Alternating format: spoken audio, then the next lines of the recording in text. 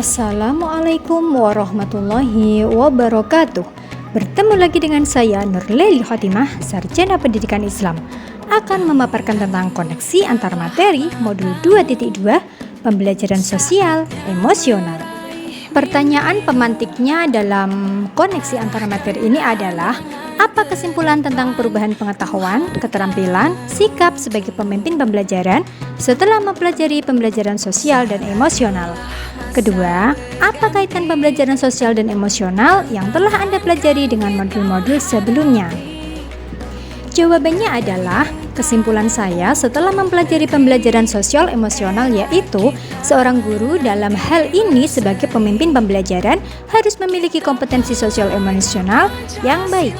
Guru yang baik harus bisa mengatur emosinya sehingga tetap berada dalam kesadaran penuh yang positif ketika berada di sekolah. Seorang guru harus selalu meningkatkan dan mengupgrade ilmunya sesuai dengan perkembangan zaman agar guru mampu mengantarkan siswa-siswanya untuk menjadi pribadi yang well-being. Implementasi pembelajaran sosial emosional di sekolah merupakan salah satu wujud penerapan pembelajaran yang sesuai dengan filosofi Ki Hajar Dewantara, yaitu pembelajaran yang mengarahkan anak menuju well-being. Dengan menerapkan pembelajaran sosial emosional juga menunjukkan adanya upaya mewujudkan visi sebagai guru penggerak, yaitu mewujudkan generasi penerus bangsa yang berprofil pelajar Pancasila, karena dengan siswa memiliki 5 KSE, maka siswa tersebut juga menerapkan profil pelajar Pancasila dalam kesehariannya. Pengimplementasian KSE ini juga merupakan suatu wujud penerapan budaya positif di sekolah. Melalui budaya positif, sekolah yang baik, terstruktur, dan berkesinambungan akan terbentuk kompetensi sosial emosional secara alami dan mendalam pada pribadi siswa dan juga guru di sekolah. Sebelum mempelajari modul ini, saya berpikir bahwa pembelajaran yang saya laksanakan selama ini sudah baik dan memperhatikan kondisi sosial emosional anak serta perkembangan fisik maupun psikis anak, sehingga saya merasa berada pada zona nyaman, tidak melakukan upgrade ilmu ataupun belajar hal-hal baru. Yang kedua, setelah saya mempelajari modul ini ternyata masih jauh dari pembelajaran yang memenuhi kebutuhan siswa melalui modul ini. Saya paham ternyata KSE bisa diajarkan anak melalui pembelajaran eksplisit, implisit, penciptaan iklim kelas dan budaya sekolah, dan juga penguatan KSE, pendidikan dan tenaga pendidikan di sekolah. 3 hal mendasar dan penting yang saya pelajari adalah: 1. Berusaha memenuhi kebutuhan pembelajaran murid melalui pembelajaran yang berdiferensiasi.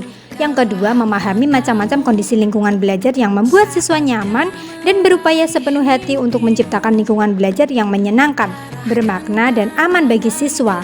Memahami konsep kompetensi sosial emosional sesuai dengan kerangka kompetensi sosial dan emosional yang meliputi kesadaran diri, manajemen diri, kesadaran sosial, keterampilan, berelasi, dan pengambilan keputusan yang bertanggung jawab.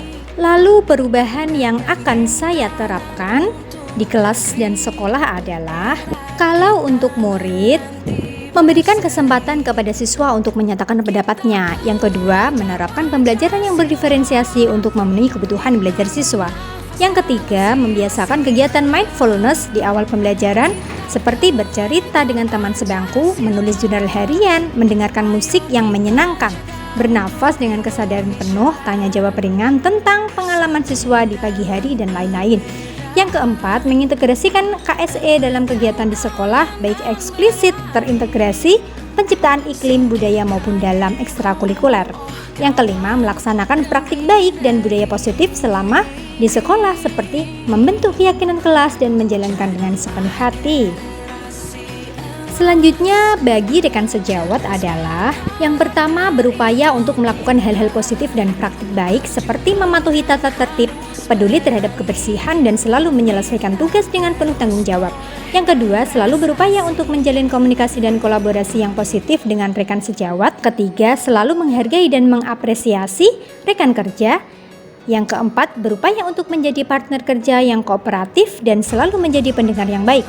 Yang kelima, belajar bersama untuk meningkatkan kompetensi sosial emosional diri sehingga bisa menghadapi situasi yang tidak menyenangkan dengan pikiran jernih dan kesadaran penuh. Yang kelima, belajar bersama untuk memahami perkembangan dan kebutuhan belajar siswa Dan yang keenam, bersama-sama membuat kesepakatan dan membentuk komunitas belajar di sekolah. Demikian, terima kasih sudah menyimak. Jangan lupa bahagia. Wassalamualaikum warahmatullahi wabarakatuh.